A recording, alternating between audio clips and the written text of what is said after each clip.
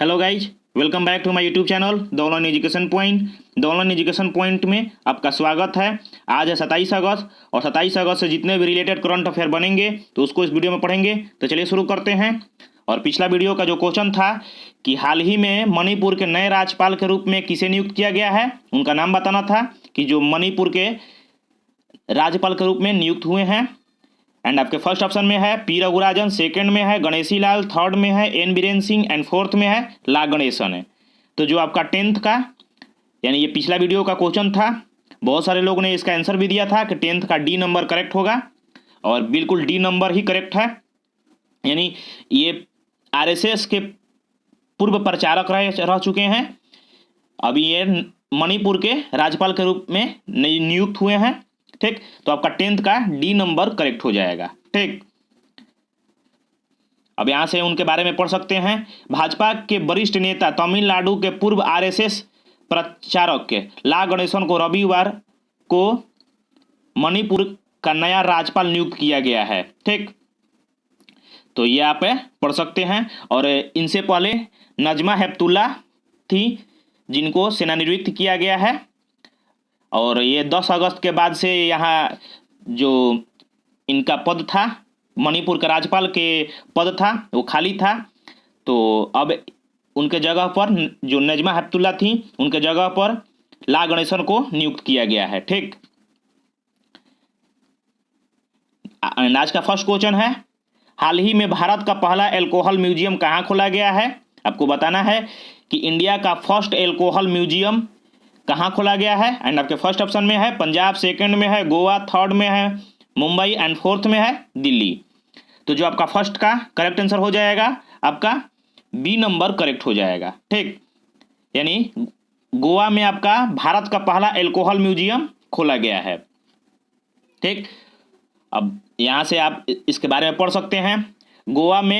गोवा को हाल ही में एक संग्रहालय मिला जो पूरी तरह से स्थानीय रूप से बनाई गई शराब को समर्पित है। प्राचीन वस्तुओं को संग्रहिता स्थानीय व्यवसायी नंदन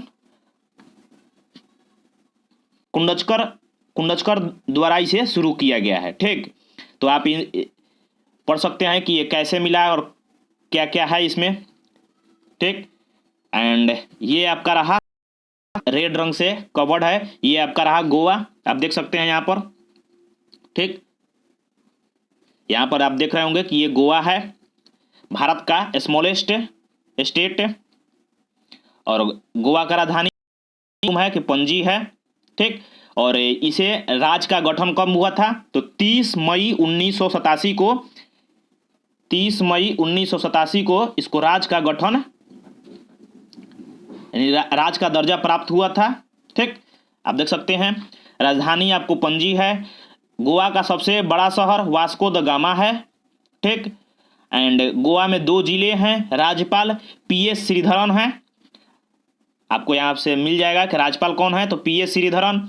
और मुख्यमंत्री प्रमोद सावंत है जो भाजपा से रिलेट करते हैं, भाजपा बीजेपी से रिलेट करते हैं। ठीक, राज्यसभा सीट 1 है, लोकसभा सीट 2 है और यहाँ का राजकीय भाषा है कुकनी। ठीक ना, यहाँ का राजकीय भाषा क्या है, तो कुकनी है। आप यहाँ से पढ़ सकते हैं। स्क्रीनशॉट लेना चाहते हैं तो स्क्रीनशॉट ले लीजिए। ठीक, और यहाँ के मुख्य सचिव का नाम क्या है, तो परिमल राय। ये भी आपसे पूछ सकता है कि यहाँ के गोवा मुख्य सचिव का नाम क्या है, तो परिमल राय। आप इसे नोट कर लीजिएगा। ठीक, स्क्रीनशॉट लेना चाहते हैं तो स्क्रीनशॉट ले लीजिए, मैं इसको सारा क्लियर कर दे रहा हूँ, अब आप स्क्रीनशॉट ले सकते हैं। नेक्स्ट सेकंड नंबर है,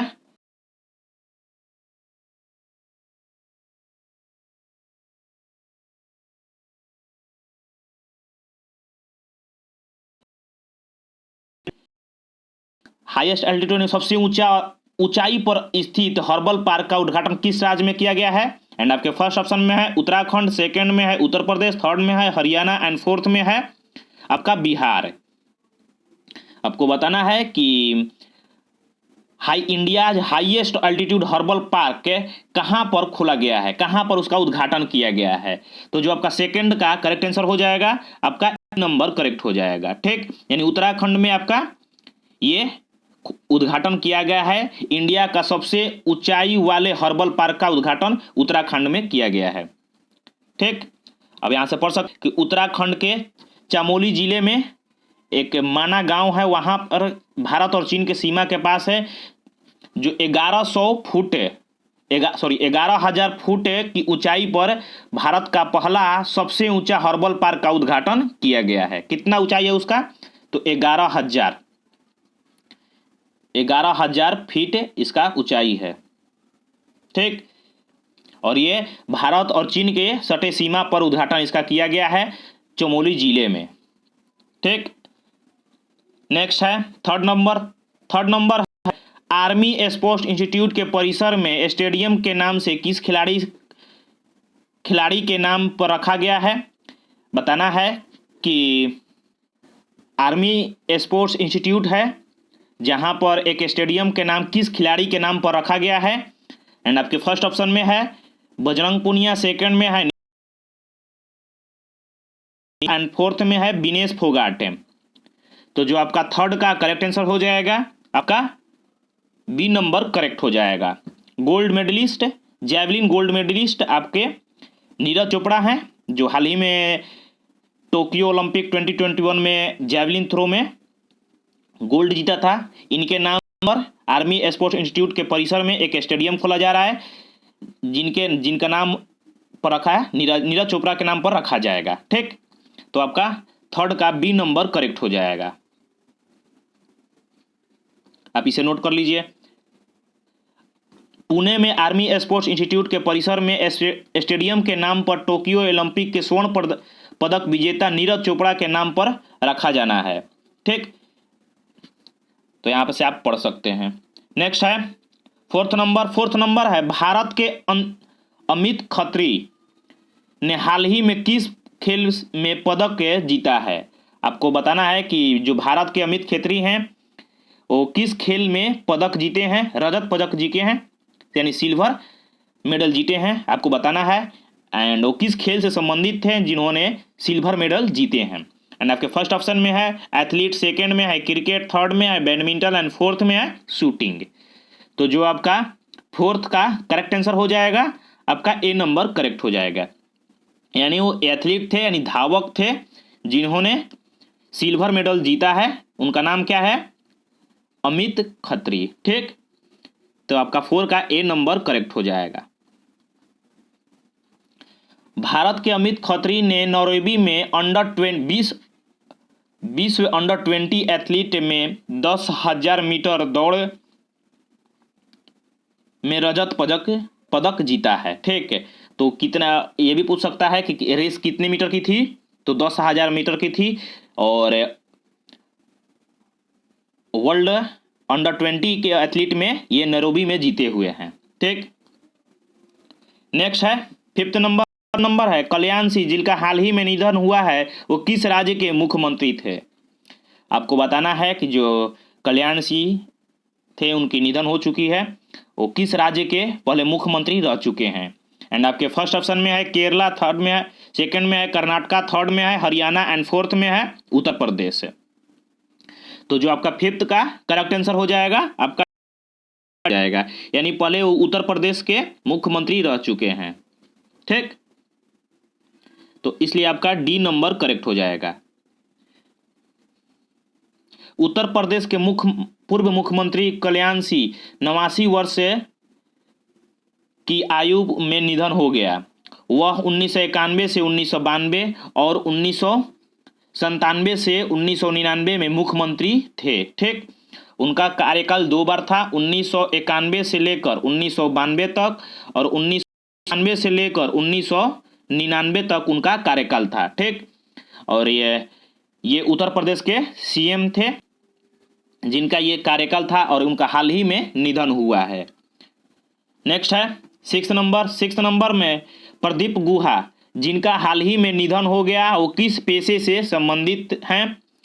ठीक, आपको बताना है कि जो प्रदीप गुहा हैं उनका मुंबई में हाल ही में निधन हुआ है, वो किस पेशे से, यानी उनका प्रोफेशन क्या था। एंड आपके फर्स्ट ऑप्शन में है एक्टर, सेकंड में है डायरेक्टर, थर्ड में है प्रोड्यूसर एंड फोर्थ में है सिंगर। तो जो आपका सिक्स्थ का करेक्ट आंसर हो जाएगा आपका सी नंबर करेक्ट हो जाएगा। यानी जो प्रदीप गुहा थे वो एक प्रोड्यूसर थे जिनका हाल ही में मुंबई निधन हुआ है। ठीक, नेक्स्ट है सेवेंथ नंबर है एनटीपीसी ने किस राज्य में सीमाद्री थर्मल स्टेशन पर 25 मेगावाट की फ्लोटिंग सोलर पीवी परियोजना शुरू की है। आपको बताना है कि जो एनटीपीसी द्वारा 25 मेगावाट का floating solar PV project Simhadri thermal station में शुरू किया गया है, वो बताना है कि कहाँ शुरू किया गया है, किस स्टेट में। ठीक, एंड आपके फर्स्ट ऑप्शन में है आंध्र प्रदेश, सेकंड में है तमिलनाडु, थर्ड में है केरला एंड फोर्थ में है कर्नाटका। बताना है आपको कि जो एनटीपीसी द्वारा किस राज्य में सीमाद्री थर्मल स्टेशन पर 25 मेगावाट का फ्लोटिंग सोलर पीवी परियोजना शुरू किया गया है, राज्य का नाम क्या है। तो उस राज्य का नाम आंध्र प्रदेश है, जहां एनटीपीसी द्वारा सीमाद्री थर्मल स्टेशन पर 25 मेगावाट का फ्लोटिंग सोलर पीवी परियोजना शुरू की गई है। ठीक, आपका ए नंबर करेक्ट हो जाएगा। नेक्स्ट है, अब यहां से पढ़ सकते हैं एनटीपीसी लिमिटेड ने विशाखापट्टनम में सबसे बड़ी फ्लोटिंग सोलर पीवी परियोजना शुरू की है।